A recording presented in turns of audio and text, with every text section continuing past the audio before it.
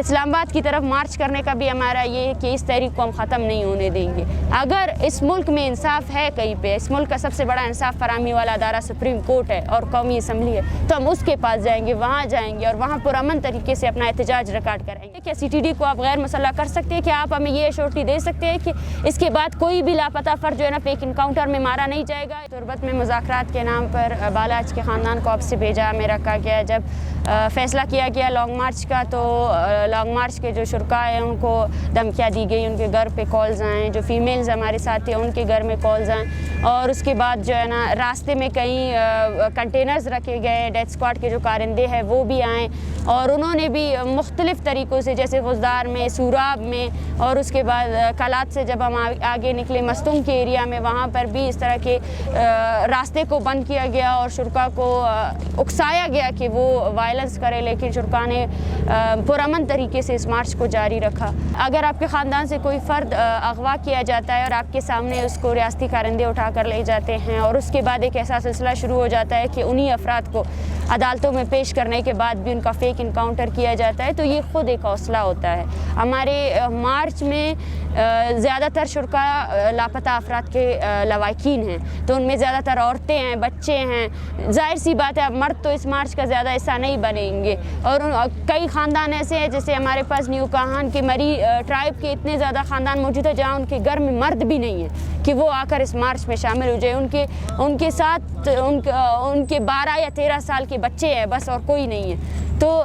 ظاہر سی بات ہے، لیکن ایک حوصلہ ہے ان کے اندر کہ شاید وہ جتنا وہ موو کر رہے اتنا ان کے پیاروں کو وہ لا سکے۔ وہ آج بھی اسی بات پر منتظر ہے کہ اس شہر میں یا اس ملک میں کوئی بھی ایسا اختیاردار ادارہ ہو جو ان کی تکلیف کو سمجھ سکے، جو ان کے پیاروں کو واپس لا سکے، اور یہی وہ چیز ہے جو ان کو حوصلہ دیتی ہے۔ ہمارے ساتھ کسی نے مذاکرات نہیں کیے، کوئی سنجیدگی سے آیا ہی نہیں۔ ہم یہاں بیٹھے اس لیے تھے تاکہ ہمارے ساتھ مذاکرات کیے جائے، لیکن کوئٹہ پہنچنے سے پہلے جو ہے نا یہاں کے وزیر اطلاعات نے ہمارے خلاف پریس کانفرنس کی، اور شہید بالاچ کو جو کہ عدالت میں خود پیش بھی ہوا تھا، اس کا کیس ایک صاف شفاف کیس ہے جس پہ تربت ہائی کورٹ نے بھی فیصلہ دیا ہے، اس کو دہشت گرد قرار دیا، جو میرے خیال سے ایک بہت ہی غیر قانونی امر ہے۔ تو ان کے پریس کانفرنس کے بعد جب ہم یہاں بیٹھے تو وہ اگلے دن آئے، لیکن وہ غیر سنجیدگی کے ساتھ، وہ صرف اور صرف ہمیں یہاں سے اٹھانا چاہتے تھے، اور ان 4 دنوں کے دوران کسی نے بھی ہمیں مذاکرات کی پیشکش نہیں کی ہے۔ ہاں، ہمیں ڈرانے اور دھمکانے کے لیے ڈی سی یا دوسرے پولیس افسران آئے ہیں کہ ہم آپ کو لے کر جائیں گے، اور ہمارے جو مارچ کے شرکاء تھے، خاص کر جو ہمارے مرد حضرات تھے، وہ جب بھی یہاں سے دھرنے گاہ سے باہر کی طرف جاتے تو ان کی سرویلنس کی جاتی تھی، پولیس آتی تھی اور ان سے سارے ان کے انویسٹیگیشن کر کے ان کی معلومات لیتی تھی۔ تو اسلام آباد ہمارا ارادہ تو یہی تھا کہ ہم ریڈ زون کی طرف جائیں گے، کیونکہ ریڈ زون کو کنٹینر لگا کے بند کیا گیا ہے، اور اس کے بعد ہمارے ساتھیوں نے یہ فیصلہ کیا کہ اگر ہم ریڈ زون کی طرف موو کرتے ہیں تو ہمارے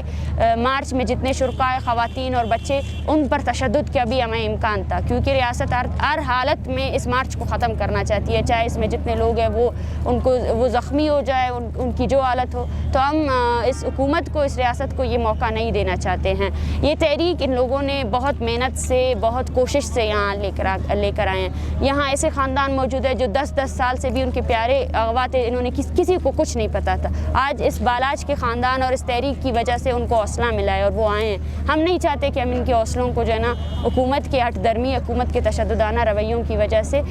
ضائع ہونے دیں، اور اسلام آباد کی طرف مارچ کرنے کا بھی ہمارا یہ ہے کہ اس تحریک کو ہم ختم نہیں ہونے دیں گے۔ اگر اس ملک میں انصاف ہے کہیں پہ، اس ملک کا سب سے بڑا انصاف فراہمی والا ادارہ سپریم کورٹ ہے اور قومی اسمبلی ہے، تو ہم اس کے پاس جائیں گے، وہاں جائیں گے اور وہاں پرامن طریقے سے اپنا احتجاج ریکارڈ کریں گے۔ ہم بیٹھیں گے، ظاہر سی بات ہے یہ لواحقین گھر میں بھی تو ایسے ہی بیٹھے ہیں، یہ تڑپ، یہ درد کہ آپ کا پیارا کسی ٹارچر سیل میں ہے، اور اگلے دن آپ دیکھ رہے ہیں کہ ہر مہینے 10 سے 20 لوگوں کو جو ہے نا ان کی مسخ شدہ لاشیں پھینک دی جاتی ہے، تو یہ بھی تو تکلیف ہے۔ تو یہ ان کا مجموعی فیصلہ ہے، وہ بیٹھنا چاہتے ہیں، اور وہ جب تک بیٹھے ہیں دوسرے سیاسی تنظیمیں اور تحریک ان کے ساتھ بیٹھیں گے۔ ہم ان سے مذاکرات کریں گے جو ہمارے مطالبات بالکل نہیں بدلے۔ ہمارا مطالبہ مین یہی ہے کہ بالاچ کے قاتلوں کو سزا دی جائے۔ ہم فیک FIR کے اس پر اس دھرنے کو ختم نہیں کریں گے، اور دوسرا CTD سمیت ڈیتھ اسکواڈ کو غیر فعال کیا جائے۔ تیسرا مین ہمارا مطالبہ یہی ہے کہ لاپتہ افراد کو رہا کیا جائے۔ یہ وہ بنیادی مطالبات ہے کہ اس میں سے ایک بھی غیر قانونی یا غیر آئینی نہیں ہے۔ ہم یہی کہنا چاہتے ہیں حکومت سے، ہمارا مین مطالبہ یہ ہے کہ آپ CTD کو غیر مسلح کریں۔ CTD بالاچ فواد سمیت ایسے بہت سے کیسز میں مطلوب ہے جہاں اس نے غیر قانونی طور پر ماروایا، عدالت لوگوں کو قتل کیا ہے، ان کی گرفتاریاں کی ہے، کیا اس کی تحقیقات کی جا سکتی ہے؟ کیا CTD کو آپ غیر مسلح کر سکتے ہیں؟ کیا آپ ہمیں یہ ایشورٹی دے سکتے ہیں کہ اس کے بعد کوئی بھی لاپتہ فرد جو ہے نا فیک انکاؤنٹر میں مارا نہیں جائے گا، یا تمام جتنے لاپتہ افراد کی رجسٹریشن ہو چکی ہے جو آپ کی اداروں میں رجسٹر ہے، کیا آپ ان کو رہا کر سکتے ہیں؟ اگر آپ ان کو رہا نہیں کر سکتے تو یہ تحریک